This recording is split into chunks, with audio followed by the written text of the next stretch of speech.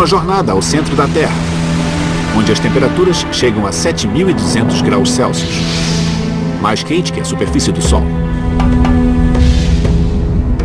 A força mais poderosa do planeta. Ela move continentes inteiros, cria elevações e explode montanhas. Em um inimaginável inverno de gelo que durou 100.000 anos. Algumas das grandes descobertas da história da ciência revelaram o planeta incrivelmente complexo e dinâmico em que vivemos. Descobertas que abriram nossos olhos e mudaram nossa visão do céu no alto e da terra abaixo de nós.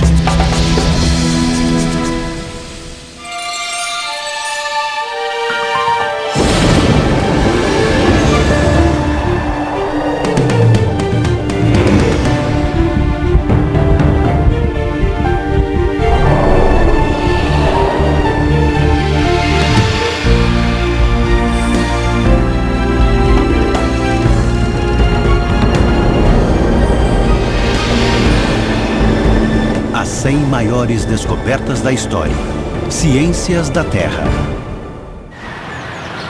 Adoro esta vista. O povo de Seattle tem muita sorte. Talvez não haja lugar melhor para se viver do que o planeta Terra. Tudo o que precisamos está aqui. Todos os elementos que sustentam a vida e os recursos para seu avanço. Uma combinação especial até onde sabemos. A Terra é uma ilha extraordinária. Mas apesar de termos sorte de viver em um planeta tão hospitaleiro, a Terra é uma faca de dois gumes. E graças a algumas das maiores descobertas da história da ciência, nós veremos como é complexo e dinâmico o planeta em que vivemos.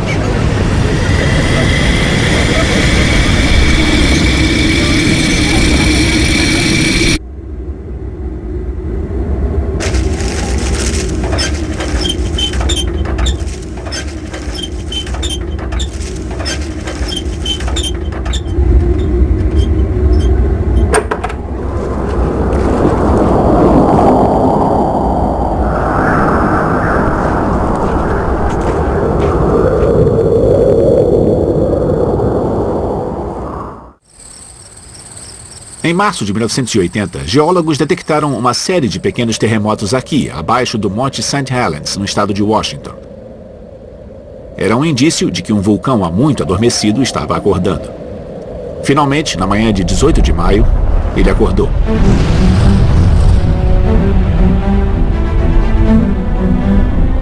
A erupção do Monte St. Helens foi 500 vezes mais potente do que a bomba atômica jogada em Hiroshima. Uma nuvem de cinza quente se espalhou ao longo de 24 quilômetros na atmosfera. –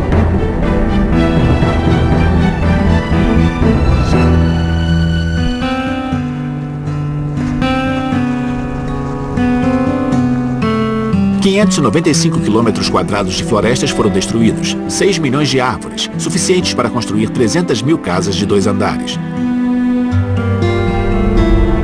Ao longo da história, a civilização tem convivido com a ameaça dos terremotos e vulcões. Mas a origem de seu poder destrutivo ainda é um grande mistério. Somente quando ocorreu a nossa primeira grande descoberta é que uma visão do que estava acontecendo dentro da Terra veio à tona. O núcleo exterior. Durante séculos, muito do que sabemos sobre o interior da Terra provinha do trabalho de minerações como esta. Somente quando os cientistas começaram a usar sismógrafos para estudar os terremotos, é que passaram a ter uma compreensão mais exata do interior da Terra. Quando um terremoto acontece, os sismógrafos medem a velocidade e a intensidade das ondas sísmicas que vibram abaixo da Terra. Utilizando este método, os cientistas identificaram diferentes camadas dentro da Terra. Cada uma se caracterizava por mudanças na densidade da rocha. Por exemplo, a primeira camada é a crosta, uma película de rocha que recobre o planeta. Sua profundidade varia entre cerca de 5 e 50 quilômetros. Mais abaixo está o manto, a uma profundidade de cerca de 2.900 quilômetros. Uma descoberta revolucionária forneceria a primeira pista sobre o que havia abaixo disso. Em 1906, o geólogo britânico Richard Oldham estava analisando as leituras sismográficas de um grande terremoto quando viu uma coisa estranha. Quando as vibrações do tremor se espalharam, elas não chegaram ao centro da Terra, como era esperado. Era como se tivessem se chocado contra um obstáculo. Oldham percebeu que o obstáculo devia ser a parte mais recôndita da Terra. Uma massa densa e dura o bastante para desviar as ondas sísmicas e impedir que atravessassem livremente. Oldham havia descoberto o núcleo da Terra. Foi uma descoberta fundamental, porque lançou as bases para o trabalho de outro cientista que estava prestes a revolucionar nosso entendimento sobre o que acontecia no interior do planeta. O núcleo interior. Com a descoberta de Oldham, muitos acreditavam que o quadro do núcleo da Terra estava completo. Mas no início dos anos 30, Inge Lehmann não tinha tanta certeza. Lehmann foi uma sismóloga dinamarquesa que trabalhou intensivamente na Dinamarca e Groenlândia, estudando a velocidade das ondas sísmicas dos terremotos. Em 1936, ela analisava as ondas sísmicas de um terremoto que havia ocorrido muitos anos antes. Estações sismológicas de todo o mundo haviam captado registros do mesmo tremor. Ao comparar suas leituras, Lehmann descobriu que havia uma mudança de velocidade quando as ondas sísmicas atravessavam o núcleo da Terra. É como se tivessem encontrado alguma outra barreira. Ela percebeu que algo estava faltando na estrutura vigente do interior da Terra. A Terra não tinha um núcleo, mas dois. O núcleo que Lehmann havia descoberto era o núcleo interior da Terra. Hoje, por meio de precisas medições sísmicas, sabemos que ele é feito de ferro sólido. Sólido porque a gravidade no centro da Terra cria uma pressão 3 milhões de vezes maior do que a pressão que exerce sobre a superfície. O núcleo que Richard Oldham havia descoberto, na verdade, era o núcleo exterior da Terra. Ele é feito de ferro líquido e outros elementos. Uma massa fervilhante que gera correntes elétricas. Essas correntes, por sua vez, criam o campo magnético que protege a Terra de perigosas radiações cósmicas. Juntos, os dois núcleos que Oldham e Lehmann descobriram formam uma gigantesca estrutura de quase 6.500 quilômetros de diâmetro, ligeiramente maior do que o planeta Marte. No centro do núcleo, a temperatura pode chegar a 7.200 graus Celsius, cerca de 1.000 graus mais quente do que a superfície do Sol. Para entender melhor o que aprendemos com a descoberta dos dois núcleos da Terra, eu me encontrei com a doutora Katherine Johnson, uma professora de geofísica que está fazendo uma pesquisa de campo em uma mina no sul da Califórnia. O que fez a Terra ser quente no início? O calor original da Terra veio da própria formação da Terra. Ela se formou por meio de colisões entre pequenos corpos. Nós os chamamos de planetesimais. A colisão entre esses corpos liberou enormes quantidades de calor. Vindos de distâncias astronômicas. Isso mesmo. Elas se chocaram entre si e transformaram toda aquela energia cinética em calor. E aquele calor ainda está aqui? E aquele calor ainda está aqui. Também há o calor que foi liberado durante a formação do núcleo da Terra, quando todos aqueles corpos se uniram e tinham também pedaços de metal, e daí esse metal assentou dentro da Terra pela... Gravidade. Gravidade, só pela gravidade. Mas a mudança na energia gravitacional que veio da superfície da Terra em direção ao centro também liberou muito calor. E por que a Terra não resfriou? Isso não aconteceu porque ela se resfria muito lentamente. Isso pode parecer surpreendente, já que é tão quente, mas sua temperatura original era muito, muito, muito quente. Como a Terra é muito grande, leva muito tempo para se resfriar. E é por isso que planetas menores, como Marte, e até corpos estelares menores, como a Lua, praticamente já se resfriaram. Mas aqui na Terra, o resfriamento pode demorar bilhões de anos graças ao intenso calor do centro, que funciona como uma fornalha natural. O que Oldham e Lehmann não sabiam era do que esta fornalha era capaz. E esta é a nossa próxima grande descoberta. Deriva continental. Alemanha, 1911. Um meteorologista chamado Alfred Wegener estava folheando alguns livros quando uma coisa lhe chamou a atenção. Uma lista de fósseis de plantas e animais idênticos que haviam sido encontrados em lados opostos do Oceano Atlântico. Wegener ficou intrigado. Como as mesmas espécies haviam passado de um lado ao outro do mundo? Ele examinou a costa leste da América do Sul e a costa oeste da África. e ficou surpreso ao constatar como os formatos dos dois litorais pareciam se encaixar. Quanto mais analisava, mais conexões encontrava. Espécies de mamíferos terrestres da África Oriental também viviam na ilha de Madagascar. Como isso aconteceu? Os animais evoluíram nos dois lugares ao mesmo tempo? Silêncio! Ou eles haviam passado de um continente a outro, nadando centenas de quilômetros através do Oceano Índico? Então, Wegener entendeu tudo com muita clareza.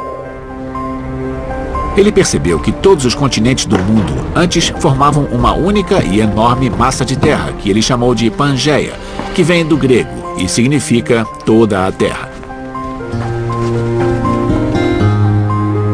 Foi na Pangeia que as plantas e animais encontrados em lados opostos do mundo haviam compartilhado o mesmo lar.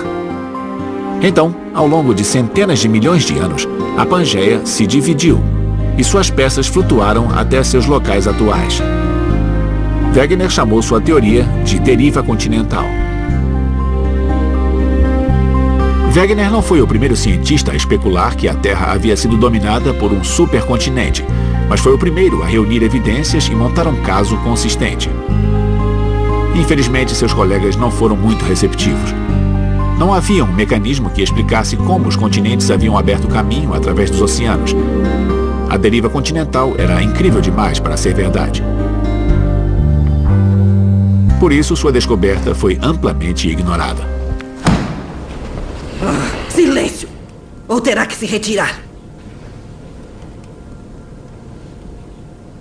O fundo do mar está se expandindo.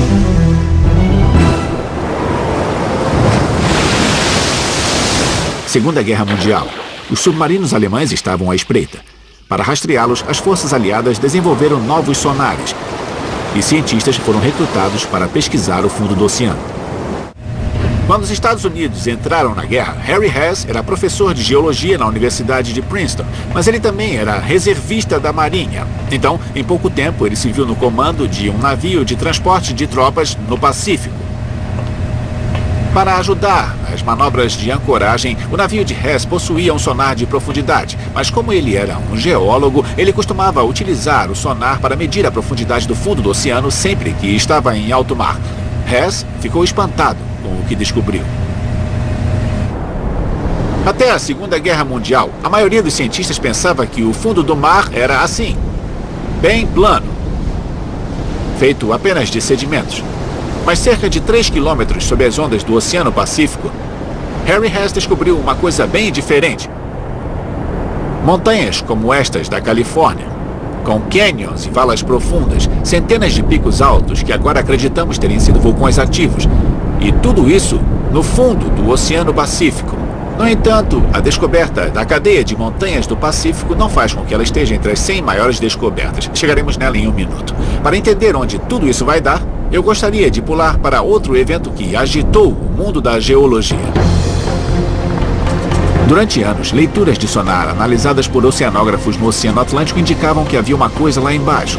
Uma coisa muito grande. Em 1953, eles descobriram o que era uma cadeia de montanhas de 19.300 quilômetros de comprimento. Eles a chamaram de Dorsal Mesoatlântica.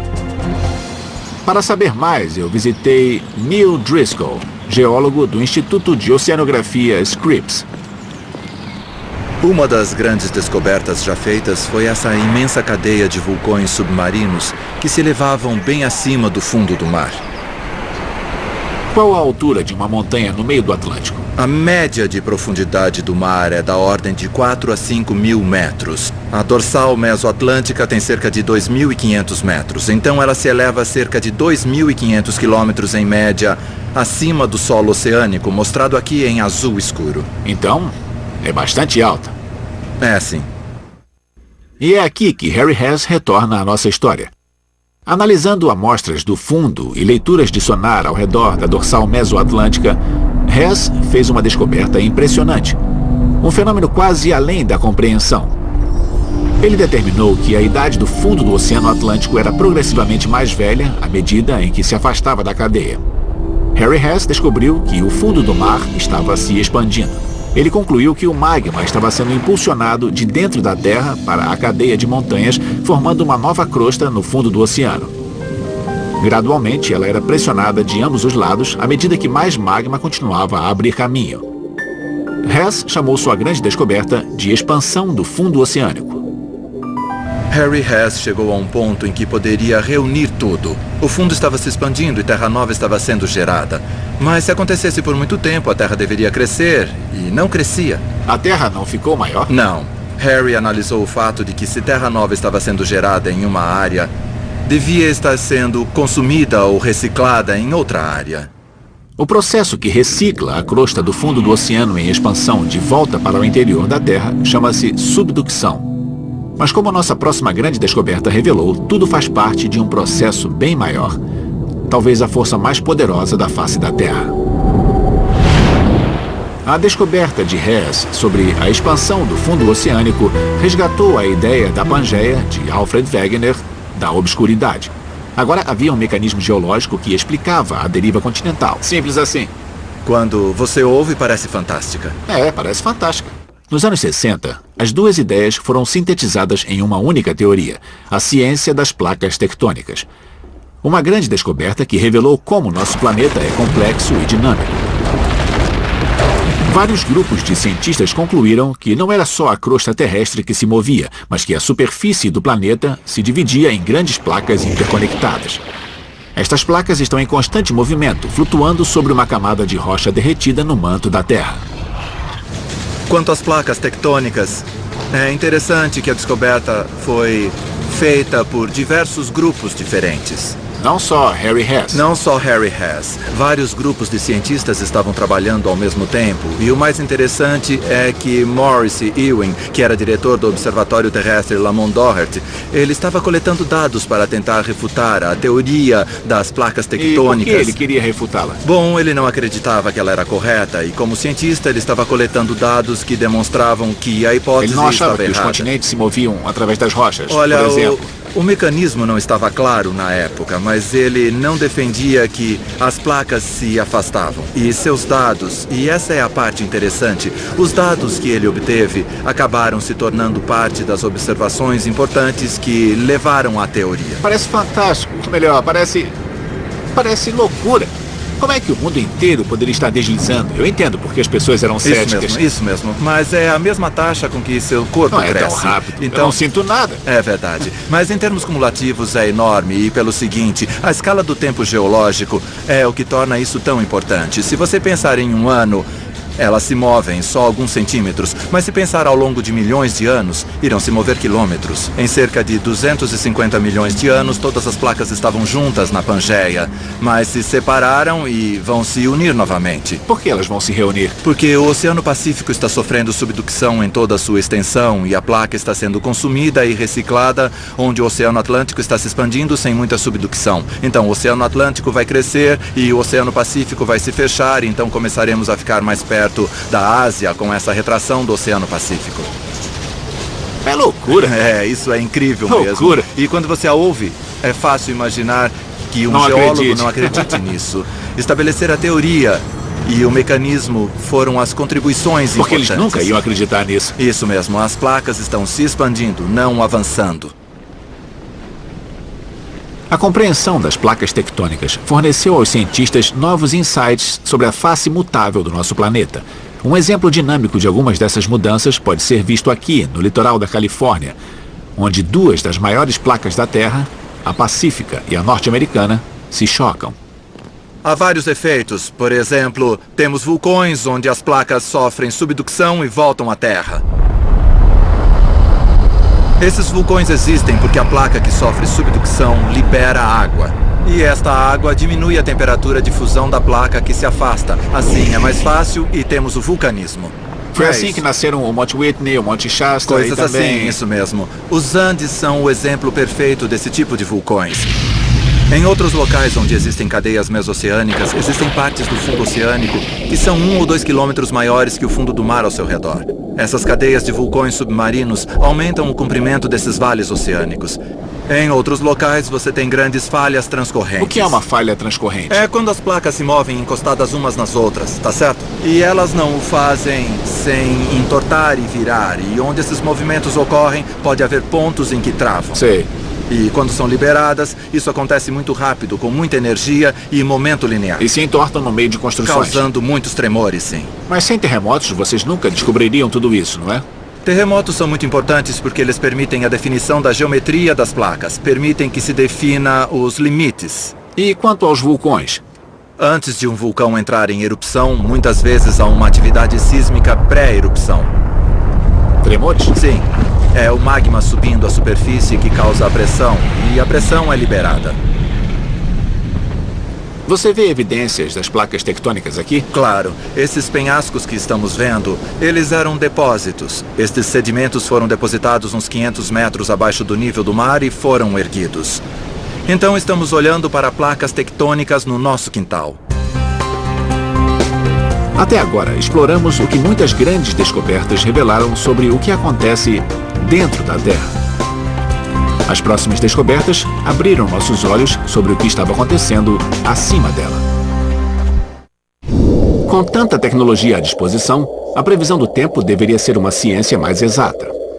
Mas os padrões atmosféricos globais são tão complexos, tão voláteis, que é impossível fazer uma previsão precisa de mais de 2 semanas. O tempo possui tantas variáveis que pode mudar rapidamente, atacando com uma fúria inesperada. A energia de uma grande tempestade pode ser tão grande quanto o poder destrutivo de uma bomba atômica. Com energia suficiente para abastecer uma grande cidade durante meses. Um relâmpago pode ter a potência de 100 milhões de volts, aquecendo o ar ao seu redor a quase 30 mil graus, 5 vezes mais quente do que a superfície do Sol. Mas no fim dos anos de 1890, pouco se sabia sobre o céu, muito menos sobre a previsão do tempo, até nossa próxima grande descoberta. Troposfera e estratosfera. Um meteorologista francês chamado Léon Tesserand-Desbordes conduziu centenas de voos de balões não tripulados. Desbordes equipou cada balão com uma variedade de instrumentos científicos que registravam continuamente as condições em altitudes elevadas. Havia termômetros, barômetros e um higrômetro para medir a umidade. Pelas informações captadas por estes instrumentos, Desbordes foi o primeiro a descobrir que a atmosfera se dividia em camadas, cada uma caracterizada por condições meteorológicas distintas. A primeira camada que ele descobriu se erguia da superfície da Terra até uma altitude de cerca de 16 quilômetros. Ele deu a essa camada o nome de troposfera, que significa esfera de mudança. É onde as nuvens se formam e o nosso tempo acontece. E grande parte dele acontece graças a correntes de jato que sopram a 320 km por hora. Acima dela, Desbordes descobriu uma segunda camada que chamou de estratosfera, que significa esfera de camadas. Ela se estende por 48 quilômetros acima da superfície da Terra. A descoberta de Desbordes revolucionou nossa compreensão da atmosfera e abriu caminho para a moderna ciência de estudos do tempo e do clima. Agora mesmo existem 17 satélites internacionais orbitando ao redor da Terra, rastreando o tempo. Mais de 1000 balões meteorológicos são observados todos os dias e mais de 10 mil estações de observação monitoram as condições climáticas em cada continente. Por que tanta atenção com o tempo? É evidente que um alerta de tempestade pode ajudar a salvar vidas. Mas é também uma questão econômica. Só nos Estados Unidos, 1/3 da economia, cerca de 3,7 trilhões de dólares, depende da análise do que ocorre com o tempo. E os balões de ar quente de Desbordes abriram caminho, assim como nossa próxima grande descoberta. Radiação cósmica. No início do século XX, os cientistas descobriram que uma forma misteriosa de radiação estava estragando seus experimentos. Eles não sabiam de onde essa radiação vinha, até que um físico chamado Victor Hess fez uma descoberta importante. Acreditando que a radiação talvez viesse do céu, Hess realizou uma série de voos em um balão de ar quente, coletando dados com uma variedade de instrumentos, incluindo um eletroscópio que media a carga radioativa. Durante um dos voos do balão, houve um eclipse total do Sol. Como o nível de radiação não se alterou, Hess soube que ela não poderia estar vindo do Sol. Ela deveria vir do cosmos. Com este insight, Victor Hess descobriu a radiação cósmica. Partículas atômicas eletricamente carregadas, prótons em sua maioria. Uma radiação vinda do espaço, forte o bastante para penetrar a atmosfera da Terra. E potencialmente perigosa também, pois era capaz de causar mutações genéticas ou câncer. Calcula-se que a cada ano, mais de 100 mil pessoas morram de câncer causado pela pequena dose de radiação vinda do espaço. Pela descoberta da radiação cósmica, o austríaco Hess ganhou o Prêmio Nobel de 1936. Mas o prêmio não o protegeu dos nazistas. A esposa de Hess era judia, e eles foram convocados para um campo de concentração. Felizmente, um oficial da Gestapo os avisou e eles fugiram para a Áustria antes de serem presos. Em 1946, eles se tornaram cidadãos americanos e Hess trocou os voos de balão por uma série de testes científicos no topo do edifício Empire State. Em vez de testar os raios cósmicos, Hess, agora professor da Universidade Ford, subiu ao edifício Empire State para medir outro tipo de radiação. Trabalhando bem acima da linha do horizonte de Nova York, Hess analisou os níveis de radiação em amostras de chuva que ele coletava no topo do edifício. A razão foi a bomba de Hiroshima, que havia atingido o Japão menos de um ano antes. Victor Hess foi o primeiro cientista a testar a chuva radioativa daquela explosão nos Estados Unidos. A origem dos raios cósmicos ainda não é clara. Provavelmente eles vêm das supernovas, estrelas em explosão no espaço sideral. Elas podem ser resquícios do Big Bang, quando a massa das estrelas do universo explodiu de uma só vez. Seja qual for sua origem, temos sorte, já que o campo magnético que cerca nosso planeta nos protege da maior parte dos efeitos nocivos da radiação cósmica. Mas como nossa próxima descoberta revela, é um campo magnético que está sempre mudando. Inversão do campo magnético. Como já vimos, o campo magnético da Terra funciona como um escudo que protege nosso planeta de grande parte das radiações perigosas do Sol. Mas em 1906, um geólogo francês chamado Bernard Bruns fez uma descoberta impressionante sobre o campo. Bruns estava examinando rochas vulcânicas recém-formadas perto de uma corrente de lava próxima do centro da França. A lava de um vulcão contém minerais das profundezas da Terra. Dentro da lava derretida, partículas de ferro se movem livremente. Mas quando a corrente começa a se resfriar e se transforma em rochas, as partículas de ferro se alinham segundo o campo magnético da Terra, como uma bússola. Eles se tornaram uma imagem fossilizada do campo magnético da Terra em ação. Mas durante sua pesquisa, Bruns descobriu que algumas rochas continham partículas de ferro que se magnetizaram na direção oposta. A agulha de sua bússola girou, apontando o sul em vez do norte. Foi o momento da descoberta. Bruns percebeu que em algum momento do passado, o campo magnético da Terra havia mudado de direção e se invertido. Foi uma descoberta importante. Significava que a Terra era um planeta mais dinâmico do que muitos imaginavam, mudando constantemente. Podemos ver que o campo magnético da Terra se inverteu cerca de 60 vezes nos últimos 20 milhões de anos. Isso equivale a uma vez a cada 200 mil anos. E podemos estar passando por uma inversão agora mesmo, porque a força do campo magnético da Terra diminuiu cerca de 10% somente nos últimos 150 anos. Ninguém sabe ao certo por que isso acontece, mas a descoberta de Bruns levantou uma questão perturbadora. O que acontecerá quando o campo magnético da Terra chegar a zero? A resposta talvez esteja em Marte. Cientistas detectaram que o planeta vermelho já teve um campo magnético movido por um núcleo escaldante, como o da Terra. Mas em algum momento, a fonte quente do núcleo de Marte se extinguiu. Sem sua fornalha interna, o planeta morreu. Seu campo magnético desapareceu e raios cósmicos e solares nocivos bombardearam o planeta, eliminando qualquer forma de vida como a conhecemos. Isso poderia acontecer aqui? Bom, pela composição e o tamanho do núcleo da Terra, o interior do planeta provavelmente permanecerá quente por bilhões de anos. Mas o que acontecerá quando o campo magnético da Terra se inverter e chegar a zero? Bom, se isso acontecer nos próximos 1000 anos, talvez ainda haja seres humanos cientistas que poderão medir os raios cósmicos e estudar seus efeitos sobre os seres vivos. Nossa próxima grande descoberta começa com um quebra-cabeças. No começo do século XIX, cientistas europeus descobriram que certas formações rochosas em áreas baixas tinham uma grande semelhança com as rochas geralmente encontradas em altitudes bem maiores ao norte. Como elas chegaram lá?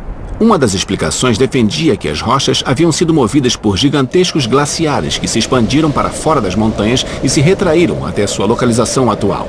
Nascia então a teoria da Era do Gelo. Eras do Gelo. O que poderia originar uma Era do Gelo? A questão ainda era um mistério até a Primeira Guerra Mundial.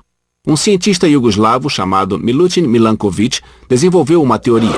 Na época, diversos modelos matemáticos haviam sido desenvolvidos para explicar variações sutis, mas significativas, na órbita da Terra ao redor do Sol. Astrônomos calcularam que a distância entre os dois e o formato da órbita da Terra mudavam gradualmente a cada 100 mil anos. E também a cada 40 mil anos, fazendo com que o ângulo do eixo da Terra se inclinasse levemente. Isso afeta onde a energia do Sol atinge a Terra. Usando estas e outras medições, Milankovic calculou com grande precisão matemática como as variações orbitais causaram grandes mudanças climáticas ao longo da história da Terra. As mudanças começaram quando uma alteração súbita na órbita da Terra passou a produzir verões não tão quentes e invernos mais frios.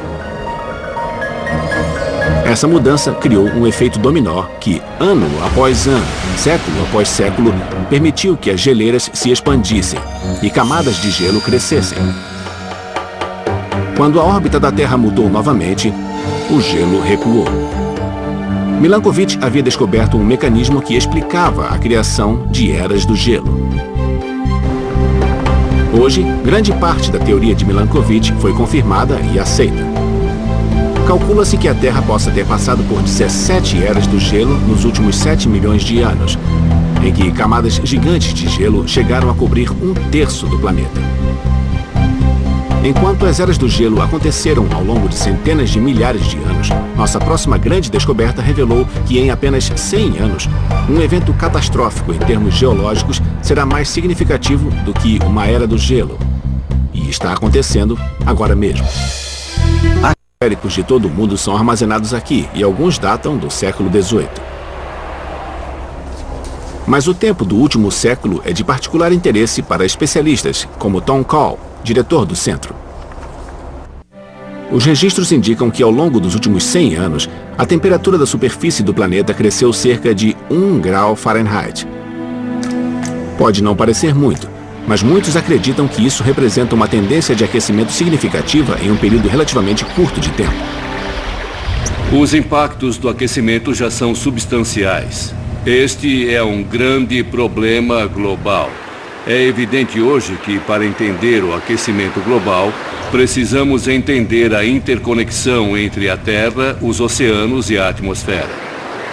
A atmosfera transporta gases estufa por todo o planeta. A circulação oceânica transporta o calor do Equador para os polos. Todos eles podem causar grandes impactos no clima. E em terra, as mudanças na vegetação são muito importantes, geram impactos no clima. Essas coisas estão interconectadas e precisamos entendê-las para entender não só o clima, mas seu impacto sobre o mundo. As especulações sobre a origem do aquecimento global se concentram na queima de combustíveis fósseis. O dióxido de carbono e outros gases ocorrem naturalmente na atmosfera, e cientistas investigam se um grande aumento do dióxido de carbono industrial seria responsável pela mudança climática. Finalmente, o geoquímico norte-americano David Keeling começou a medir a quantidade de dióxido de carbono na atmosfera. Em 1958, Keeling colheu amostras de ar a mais de 3 quilômetros de altitude no topo do Mauna Loa, no Havaí. Ele escolheu o local pela ausência quase total de poluição do ar. Keeling recolheu as amostras em frascos e mediu os níveis de dióxido de carbono com um analisador de gás infravermelho. Os resultados foram impressionantes. Keeling descobriu que o nível de dióxido de carbono na atmosfera estava crescendo a uma taxa de 3,3 bilhões de toneladas por ano. Foi um momento marcante. De repente, o debate sobre a conexão entre o aquecimento global e os níveis de dióxido de carbono se tornou mais do que uma questão acadêmica. Eram dados mensuráveis. Hoje, o nível de CO2 na atmosfera continua a crescer. Está cerca de 30% mais alto hoje do que o período anterior à Revolução Industrial, pelo cálculo de especialistas. Um aumento que muitos cientistas acreditam ter um impacto significativo no clima do mundo. Um dos exemplos mais visíveis de mudança climática causada pelo aquecimento global está aqui, no glaciar South Cascade, no estado de Washington, onde o gelo está derretendo. Esta é a aparência do glaciar em 1928, 1975, 2003. Segundo pesquisas, o glaciar de South Cascade recuou quase 2 quilômetros no último século. Sua superfície perdeu o equivalente a 22 metros de água. As geleiras estão diminuindo em todo o mundo. Uma importante pesquisa geológica sobre 160 mil glaciares e calotas de gelo revela que o volume de gelo está diminuindo a uma taxa significativa.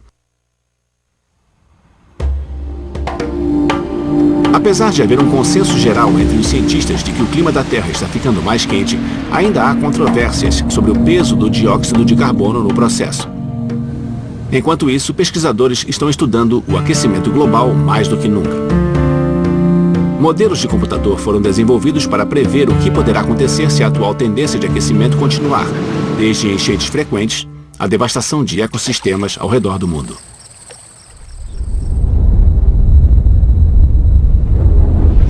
Vulcanologistas calculam que a erupção do Monte St. Helens em 1980 liberou cerca de 10 milhões de toneladas de dióxido de carbono na atmosfera. Parece muito, até ser comparado aos 26 bilhões de toneladas de CO2 que a humanidade joga na atmosfera todos os anos. Principalmente pela queima de combustíveis fósseis. Imagine só. Seriam necessários 7 vulcões em erupção do tamanho do Monte St. Helens todos os dias para igualar a quantidade de emissões de dióxido de carbono que produzimos a cada ano. Da criação de eras do gelo aos efeitos do aquecimento global, o clima da Terra é uma montanha-russa em constante mutação. A nossa próxima grande descoberta ajudou a colocar tudo em perspectiva. Mudanças geológicas.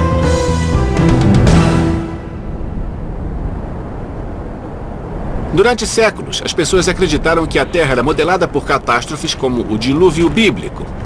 Mas no início do século XIX, um advogado formado em Oxford chamado Charles Lyell estremeceu esta crença e revolucionou a geologia. Lyell viajou o mundo durante anos, estudando um grande número de formações rochosas e amostras de fósseis. Ele tinha grande talento para os detalhes, e aos poucos ele começou a ver que as pedras contavam uma história diferente.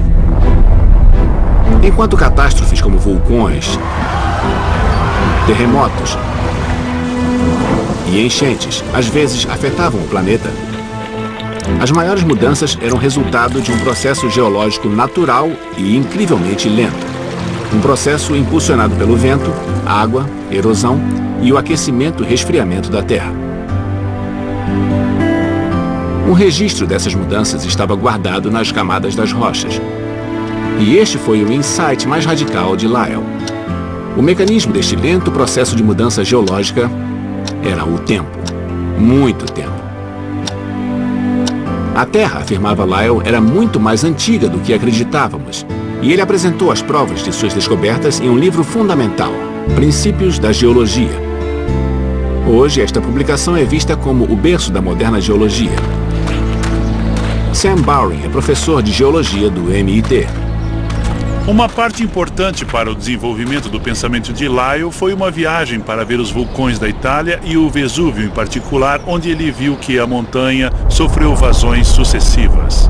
E na época havia uma boa noção de quando ele entrou em erupção, porque foi um momento histórico e ele pôde usar isso para inferir que o próprio vulcão devia ter centenas de milhares de anos.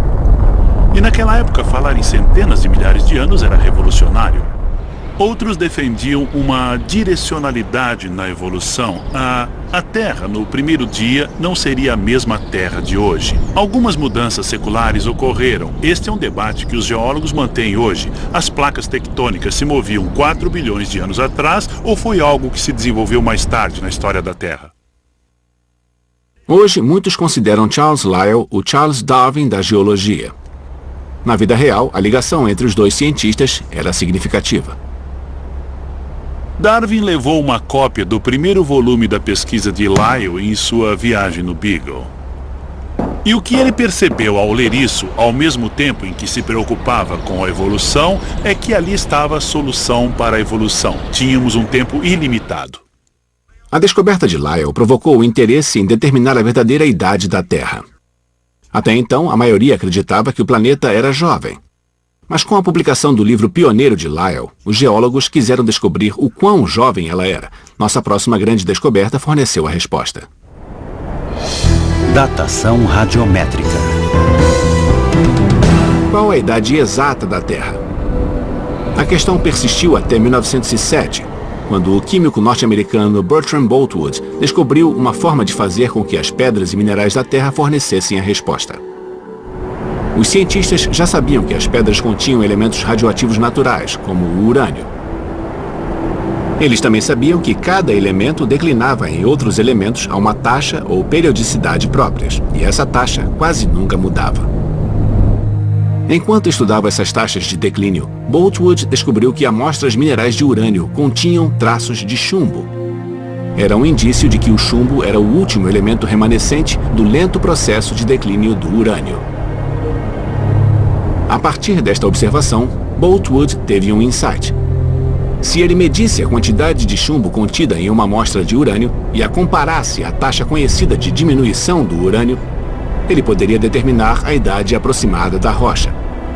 Era uma descoberta revolucionária. De repente, os cientistas dispunham de uma extraordinária e precisa ferramenta para medir a história geológica da Terra. Ela se chamava datação radiométrica. A grande vantagem da medição radiométrica é que ela permite determinar a idade das pedras do Grand Canyon com uma boa dose de precisão. E assim podemos entender toda a história da reposição destas rochas antes que o canyon fosse esculpido. Sabemos que as rochas na parte mais profunda do canyon têm entre 1,7 e 1,8 bilhões de anos. E ainda assim são recobertas por uma superfície plana de arenito de 530 milhões de anos. Sem a geocronologia, jamais saberíamos que estávamos perdendo mais de 1 bilhão de anos de história abaixo desta superfície.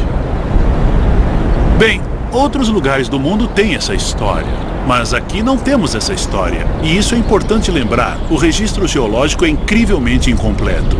Então, há um século, pela geocronologia, no tempo da Terra, um século tinha a precisão de 10%, 50%? Há 100 anos nem sabíamos o que estávamos datando, então as incertezas eram muito maiores. Eles estavam obtendo dados de cerca de 2 bilhões e é claro que isso foi uma grande revolução na compreensão da idade da Terra, mas era apenas a metade da idade real do planeta.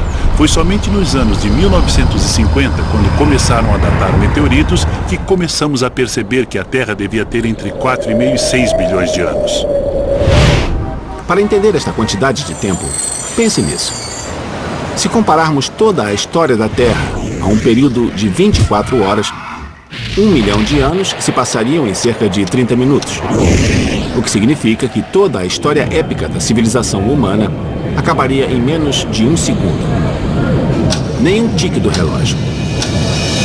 Então por que isso é tão importante? Quando analisamos a história da evolução, Ela é uma história pontuada por incríveis eventos de extinção. A extinção permo-triássica há 250 milhões de anos matou 90% de toda a vida nos oceanos. Então a questão é, neste tipo de processo gradual, nós vemos grandes quantidades de extinção cada vez maiores que levam a uma apoteose final ou é catastrófico? A vida era assim maravilhosa no período permiano e de repente tudo se extinguiu. A forma de responder a isso é por meio da geocronologia de alta precisão. E os dados que acumulamos até agora sugerem que foi um evento extremamente rápido.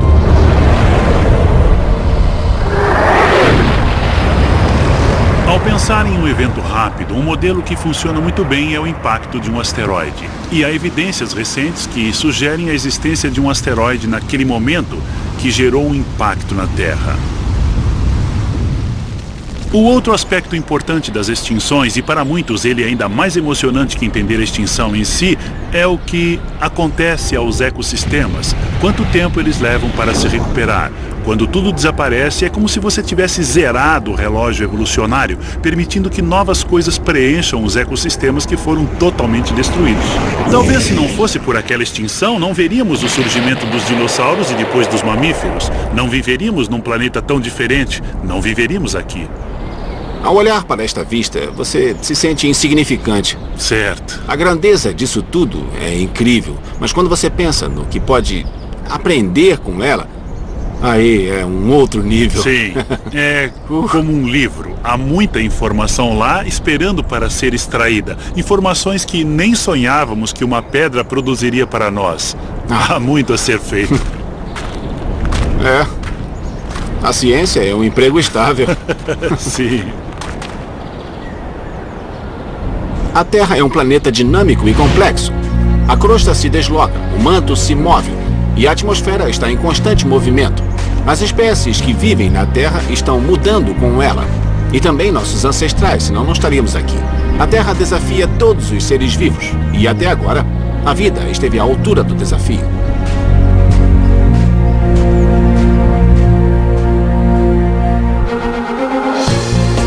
Versão brasileira Vox Mundi.